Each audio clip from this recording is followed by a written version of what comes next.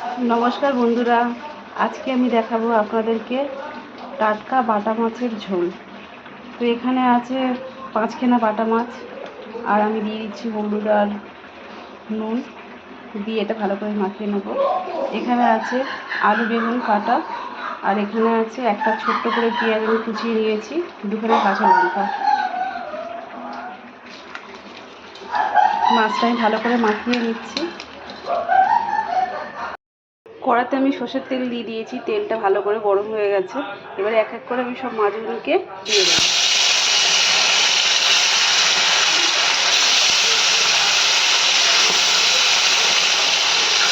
মাছগুলো সব দিয়ে দিয়েছি, মাছগুলো লাল করে ভাজবো, তারপরে তুলে ফেলবো। মাছটা ভাজা হতে হতে আমি দেখিয়ে দিই এখানে মশলাটা। তো এখানে আমি নিয়ে নিচ্ছি 1/2 চামচ হলুদের গুঁড়ো, 1/2 চামচ জিরের গুঁড়ো, অল্প একটু পরিমাণে গুঁড়ো লঙ্কা, আর দিয়ে দেবো এখানটা পরিমাণ মতো নুন। এই সবগুলোকে আমি একসঙ্গে করে নিয়েছি, অল্প জলে গুলে আমি এটাকে মশলার সাথে তেলের সাথে কষে নেব। এখানে মাছগুলো খুব ভালো করে ভাজা হয়ে গেছে, দেখতেই পাচ্ছেন আপনারা। মাছগুলোকে আমি এবার সবকটাকে তুলে ফেলবো। আমি মাছগুলোকে তুলে নিয়েছি, এবার এর মধ্যে দিয়ে দেবো তেজপাতা একটা ছিঁড়ে দিয়েছি, আর অল্প একটু গোটা জিরে। এটা ভালো করে লাল হবে, ভালো করে লাল হয়ে গেলে এবারে দিয়ে দেবো এর মধ্যে কুচনো পেঁয়াজটা।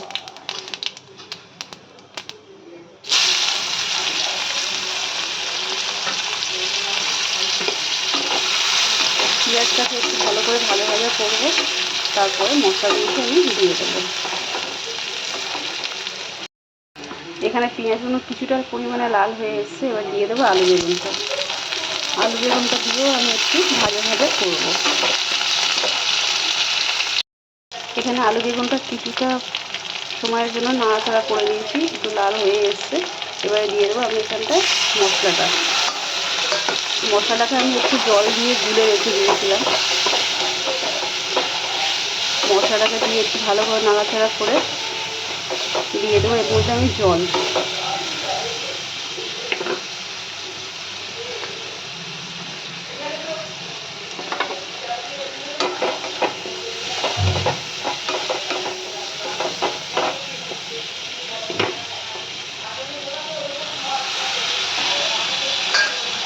আমি দিয়ে দিলাম এর মধ্যে 1 বাটি জল।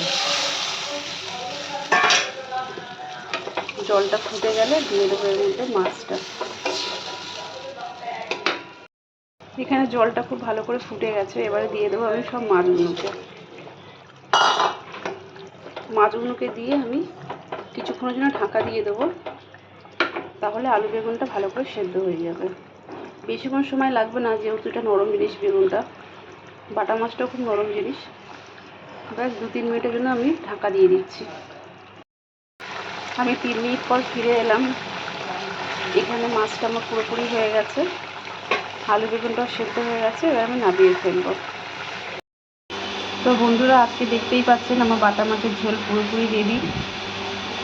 আপনারা বাড়িতে এভাবে বানিয়ে দেখবেন, খুবই সিম্পল রান্না, ব্যাস ঘরোয়া রান্না, খুব ভালো লাগে খেতে। আপনারা এভাবে বানাবেন, ভালো লাগলে লাইক করবেন, শেয়ার করবেন। আচ্ছা, আমি এখানেই শেষ করছি। ধন্যবাদ।